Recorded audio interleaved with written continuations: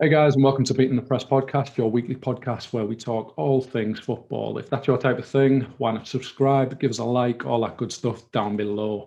As always, I'm joined by my co-host and Italian fanatic, Ty, and today we're previewing the up-and-coming game between England and Scotland.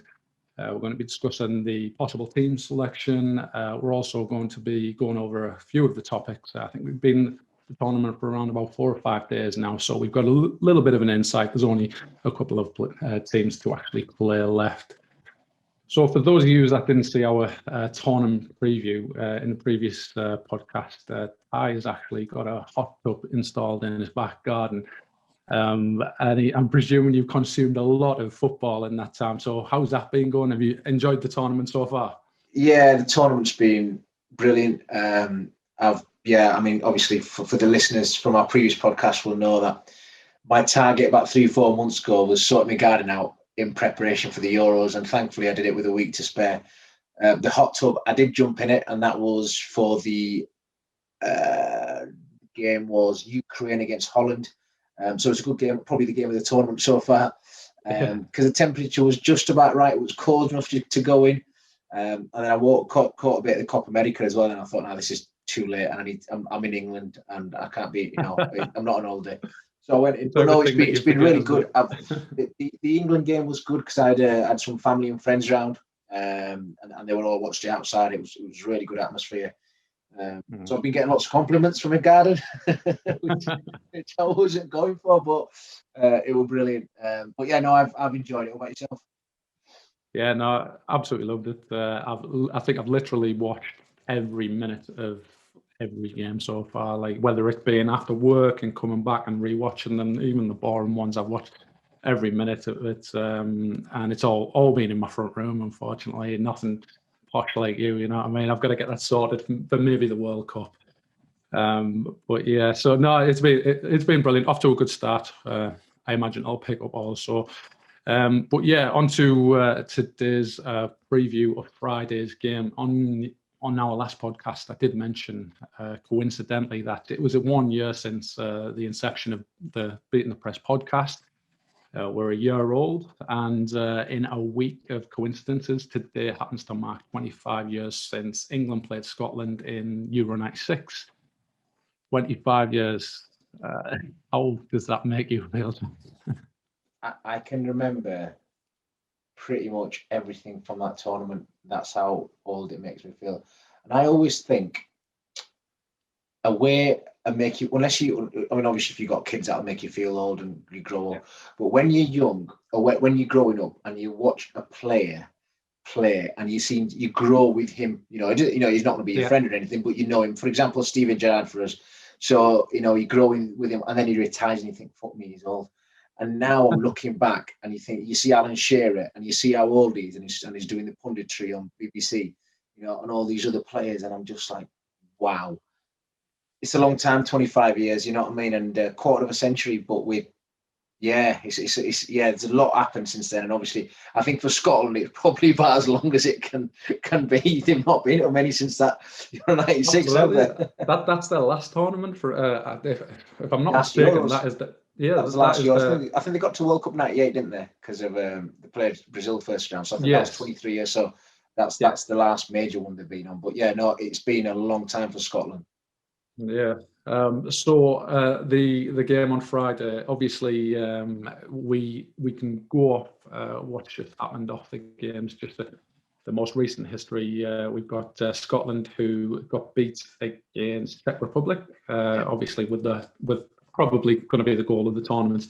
And England got a good win against Croatia, although it was a very poor Croatia team from what I gather. Yeah, England started very well. I'd say the first 20 minutes, but then they realised we can't go at this pace for a full 90 minutes, especially at a 2:00 kick-off. Just your thoughts on the game the other day? Yeah, I thought, obviously when the team news came out and everyone was like, oh, Trippier at left back, Ming centre half, you're thinking weakness and you're thinking, why play right back at left back? And then he's got, we spoke about him going Southgate's way of playing two holding midfielders. As it worked out, it was Rice holding, but Phillips you've still got Phillips there who is going to be defensively minded. He's a brilliant player, Phillips, and he obviously man at match anyway.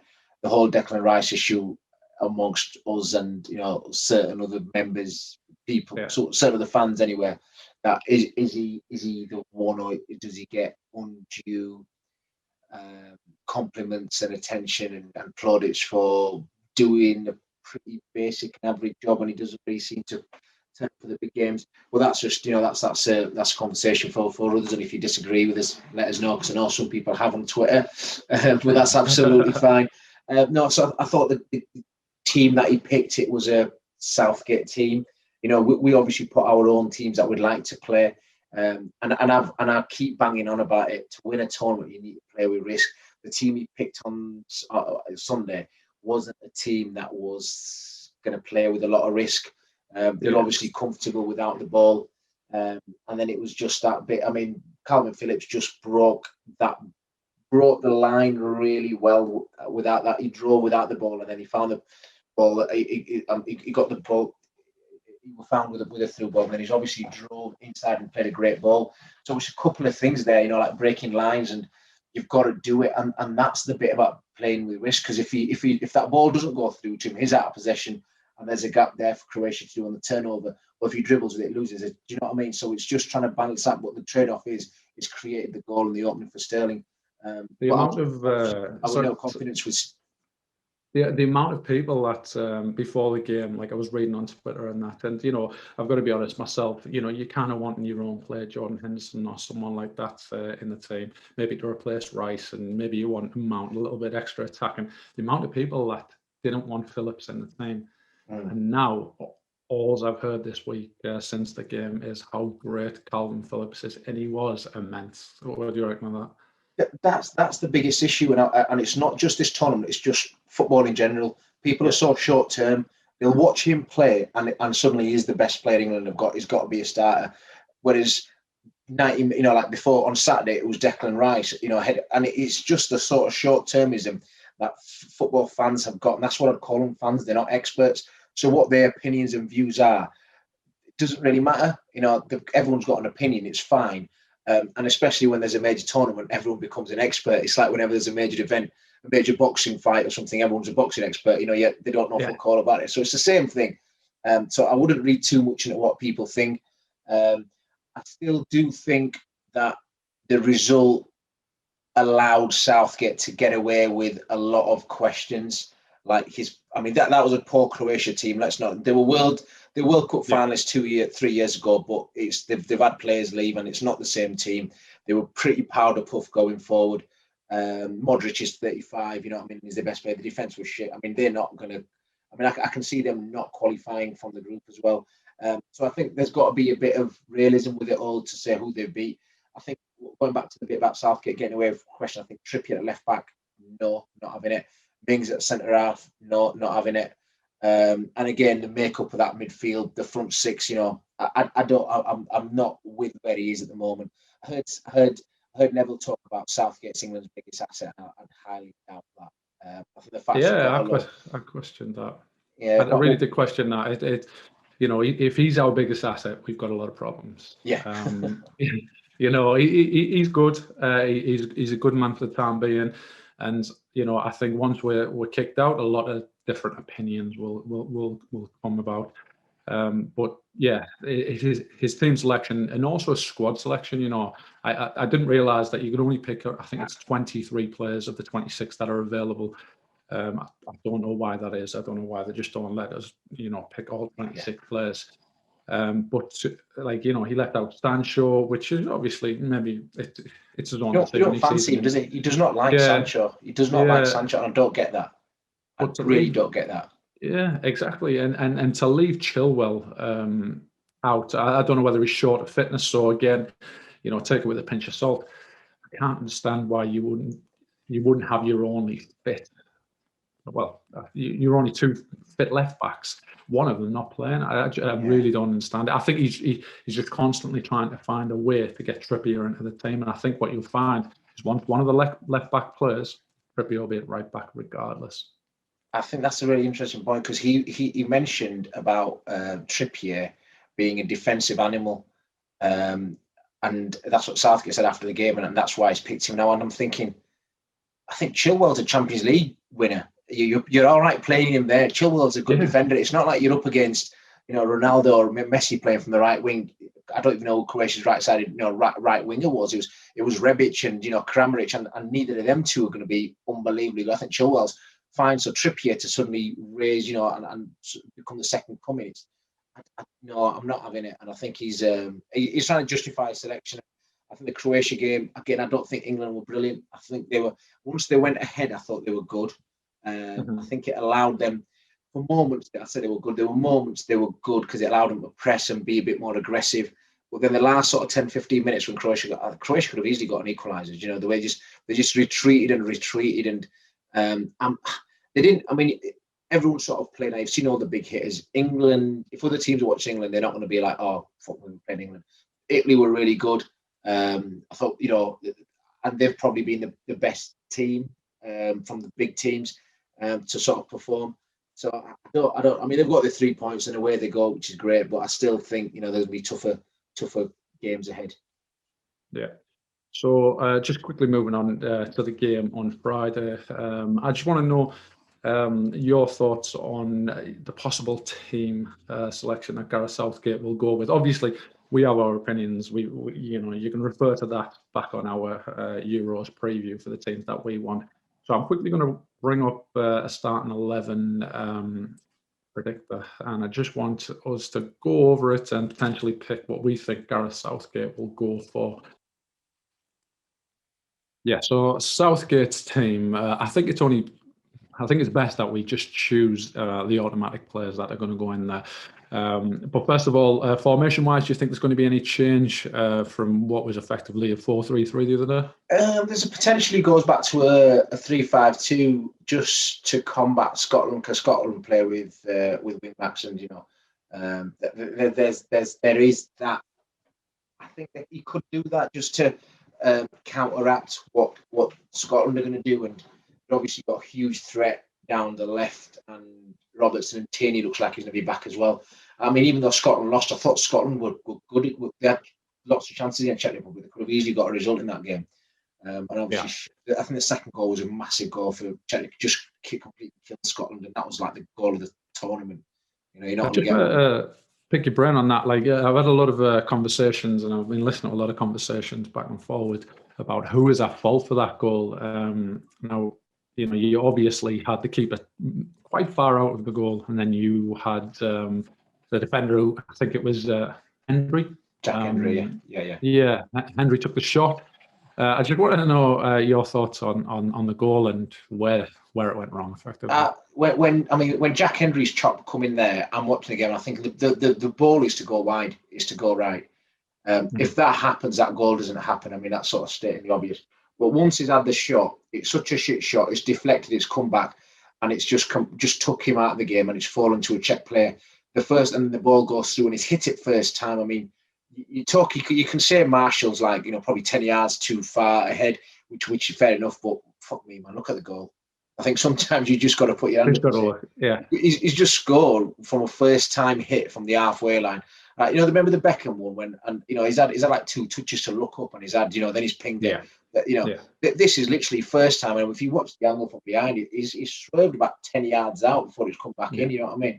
So no, I think if we're nitpicking, I think Jack Hendry should go wide instead of having a shot. But once he's had a shot, and then it's just the way the ball's fallen to the Czech lad, and he's played it, and it's just a first time hit from what is it, halfway line? Yeah, you could be, if you're overly critical. If Marshall's 10 yards back, he probably saves it, but no, I'm not. Yeah, you summed it up perfectly. I think Hendry definitely shouldn't be shooting from 40 yards out. Yeah. He stitched it up. I think we've both been in situations where someone does the unpredictable. They're in comfortable possession. They give the ball away, and you are completely stitched up and made to look a fool. Yeah. And I think that's unfortunately, that's happened with the goalkeeper. He could have been about 10 yards back, but like you say, that lad could probably hit that around about 50 times, and it'd probably go in once. And you just got to applaud him for that. Exactly. So with regards to the starting 11 for the England, Gareth Southgate's starting 11, I should say. I'll just put in the what I'd call the invincibles. So first of all, got Harry Kane. He'll start. Jordan Pickford will obviously start. Dean Henderson's gone home with a hip injury. And then we will say John Stones is a certain starter.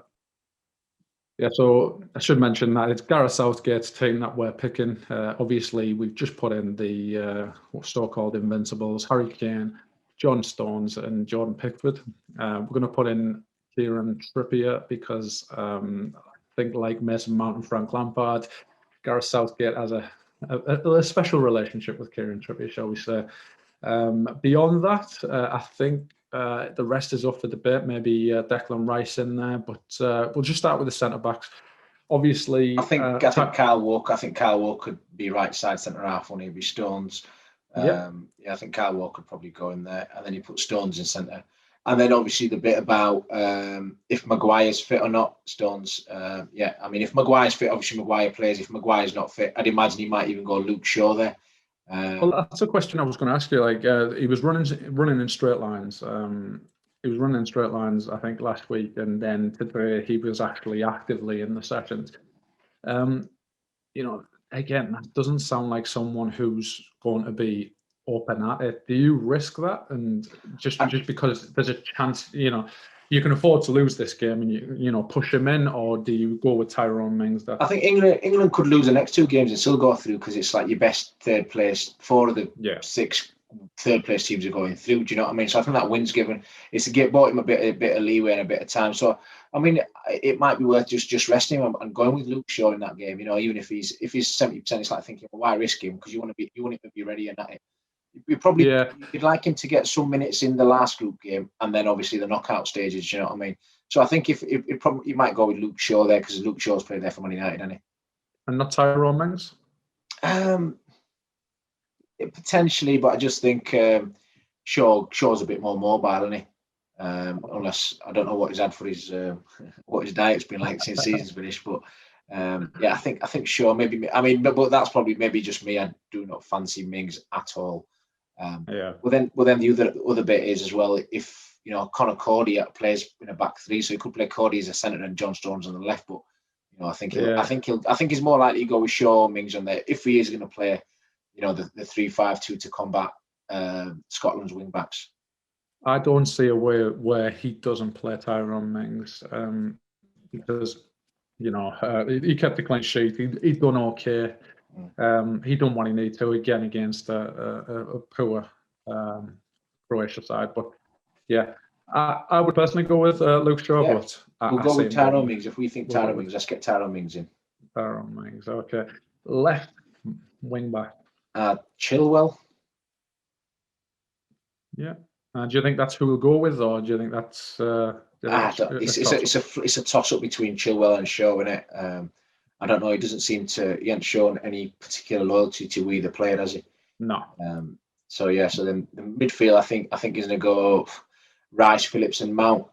Knowing, I can't imagine him being too different from. I mean, depending on what Henderson's like. If Henderson's fit, again, Henderson might be another one where he'll think about the next game and the rest of the tournament as well. He might be giving Maguire and Henderson a half each against Czech Republic just to get them ready for the knockout stages. And then up front, I think it'll just be Kane. And I'd imagine, his favourite Sterling, innit? He's not going to not play Sterling, is he? I would play Sterling. I think he got a bit of confidence from the game the other day. He's probably our only player, only starting 11 player that Gareth Southgate considers as a player that runs in behind. You've got Rashford, but he's not really on it, and he does come in and out of games. Sterling always looks a threat, regardless, even if he's playing woeful. He still has that pace. He still has the directness. He still runs in behind. I would play Sterling. The midfield, I agree with you. I think it's just going to be a workman-like midfield. It's got to be the competitive midfield because obviously Scotland are going to be right up for this. They cannot afford to really lose this game because they could win against Croatia and get through. But this is obviously their derby. It probably means a little bit more to them than it does us on the grand scheme of things. But yeah, I just think it's got to be a competitive team, and I'd say that's very much the likely lineup.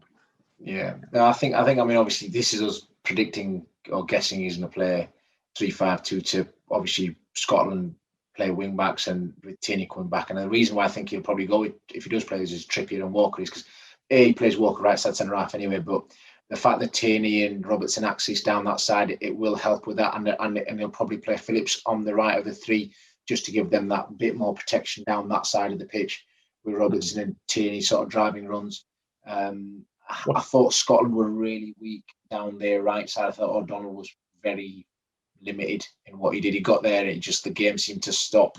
He'd get to the sort of edge of their attacking third, he'll go to him and he'll come back inside, and he just sort of, he wasn't great. You could tell he was a very limited player.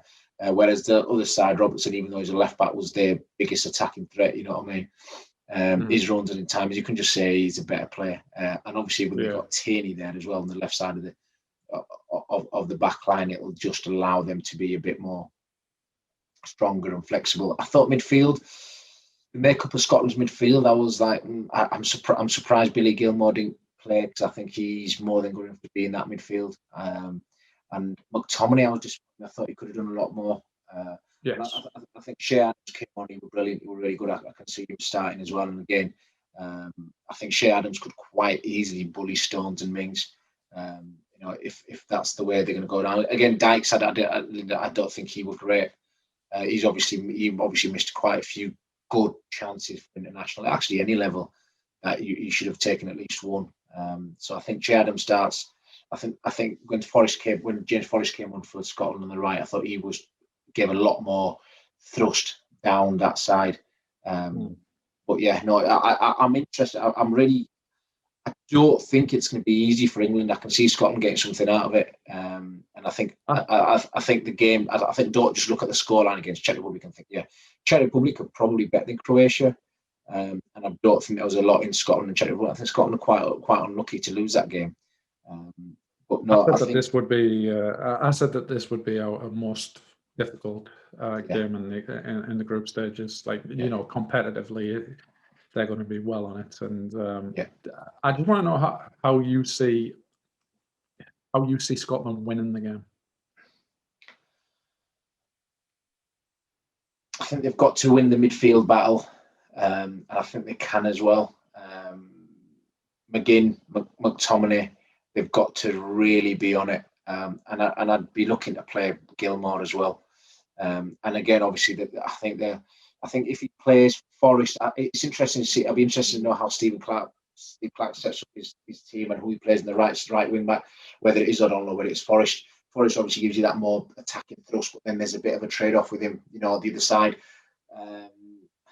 I think the threats Robertson and Tierney and it's down that side, and obviously the deliveries and the crosses are going to come from there. We know Robertson's got unbelievable delivery, and Shea Adams is the one that is more likely to get him the goals.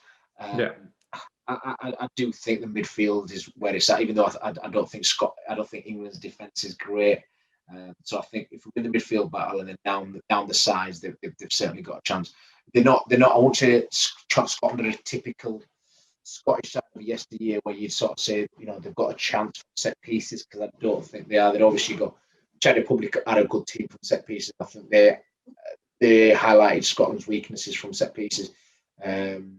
So I think they have got some good technical players, but I think again he's got to play with a bit of risk. Scotland are in a position where they can't really afford to lose. A draw is not the worst result. You want to keep yourself alive in the tournament as long as possible. So as long as you don't lose, even if you draw, 4 points pretty much gets you through, doesn't it? But I think Scotland can get something in this game. I really do. But what do you think England need to do to win the game? I hate to say it, but for me, this is going to be an all-out derby, and I just think you've got to go away from. You've got to basically take the England team away from that mentality. You know, you think of all the Man United, Liverpool games, and you know they just fly by tactically wise, just because everybody's flying. We've got in reality, we've got the far superior players. And that for me is why I would play the likes of, you play Grealish, you play Foden. We've said there that we would play a workman-like team, and that's because Gareth Southgate's picking the team. But in reality, it's going to be very difficult to play against these. These are going to be in like a permanent low block.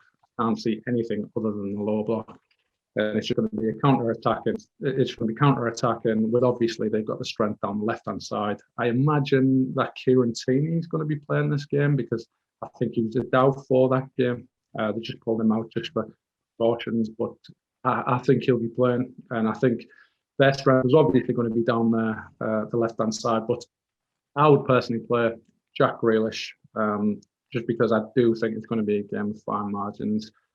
I don't think the likes of Raheem Sterling's going to get much space and behind. They're not, like I said, they're not going to push out. So it's got to be Fodens and your Grealishes that are going to win a game. Harry Kane, obviously, he had a bit of a, I wouldn't say he had a nightmare. It was just one of those games where nothing really went for him. Nothing seemed to drop for him. And yeah, just, it's permanently reliant on our tricky players. What about yourself?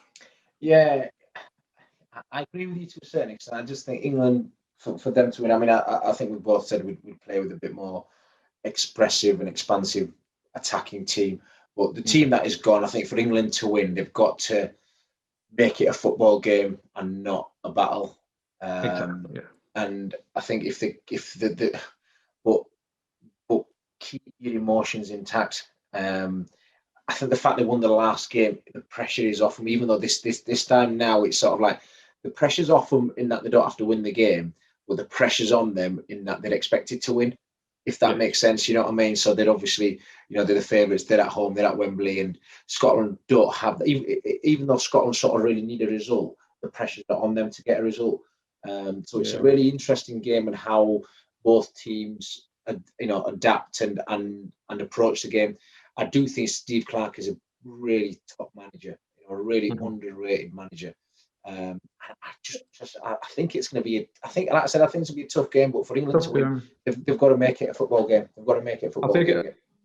I think as soon as you take it to that physical and will outbattle you, that's where you lose our qualities, and that you will drag them up to a certain level. Now, I watched the Portugal game versus Hungary. Was it Hungary? Yeah. Just watch that, and I feel like Portugal, they played the game as if every 10 minutes was the last 10 minutes. So they weren't patient enough. They weren't building up the players. Players were moving all over the place. It was very fluid, but there was no shape to them whatsoever. And I just think England obviously need to concentrate on what we're doing, just treat it like another game, not like it's technically a derby. And I don't think we'll have any problems. With that being said, your predictions for the game? I was going to say, I think it'll be a score draw. I'm going to go 1-0. Really? I think Scotland will get something. Yeah. I'm going to go with a 2-0 win. I'm going to say Confident. I'm going to go with a Harry Kane penalty. Yeah. I just think, like all England fans, I do. The first goal is crucial. I think if England don't get the first goal, they don't win the game. Yeah, I just mentioned Portugal there. They were my tip for the tournament, and I really wasn't impressed with them. No, that's a scoreline that's massively flattered them. That was never a 3-0 game. Yeah, Bruno Fernandes was almost playing as a 10, whereas United he drops around about 20 yards from the 18-yard box, and he manages to pick pass and pick tape play, and he was playing in a 10. I could not understand that tactic, and I was like, I was cracked because I've got Portugal on my bet, and I was dying for Bruno Fernandes just to come 20 yards deeper. He finally did it with 10 minutes to go. Let a guy in on the right wing. He pulls it back and they score a goal. Now, I was dreading the fact that we might actually come up against them, but no longer. Just with that in mind, the teams that have impressed you the most and the teams that have not impressed you at all. Italy, I thought they were brilliant. Even first half when it went 0, I thought they were top notch. I mean, they're going to take some beating. Teams that haven't really impressed me, I thought Holland won, but I thought on the defensively, they looked. I thought if they were against anyone better, they could have lost that game quite badly. I know the games are weird. Like you see 3-2 and you think, yeah, they've won it, but they were just on the turnover. They were bad. And I know there's a lot of shit going on in Holland with Frank de Boer playing 5-3-2 or 3-5-2. and everyone wants him to play 4-3-3, but he's very stubborn. Do you know what I mean? So there's that, Yeah. and yeah, I mean, even though they won, you know, it's all right. But I think first game, any, you know, you can't read too much into it. You know, we've got to sort of get the second one. I think thought England were okay. Again, I thought Scotland were all right as well. Czech Republic did well. I thought Czech Republic defended well, but again, I think Scotland still had enough chances to win the game. Spain reminded me of Spain 30 years ago when they were pass with nothing coming at the end of it. I was just about to say that. Like Spain remind me of like, let's say, early 2000s, where they just didn't have any kind of target up top, any kind of forward. You know, they could be there all day and they wouldn't have scored. Yeah. Cool. So as always, we've got the old question of the day, and I thought I'd leave it to you today, Chris. What is going to be the question of the day for our listeners, viewers, subscribers, well-wishers? Away you go. Okay, so with it being England versus Scotland on Friday, the big one, I want to know your predictions down below. Obviously, I've went 2-0. Ty's went for a draw. I'm pretty sure you all have your opinion. So again, put that all down below. Remember to give us a like, subscribe. And again, as always, if you've been here this length of time, you're right at the end of the video, drop us a subscribe. That would be great. Helps the channel, and also gives you more content from us. Brilliant. Great stuff, guys. As always, thank you for listening, and we'll see you on the next one. Bye. See you later, guys. Bye.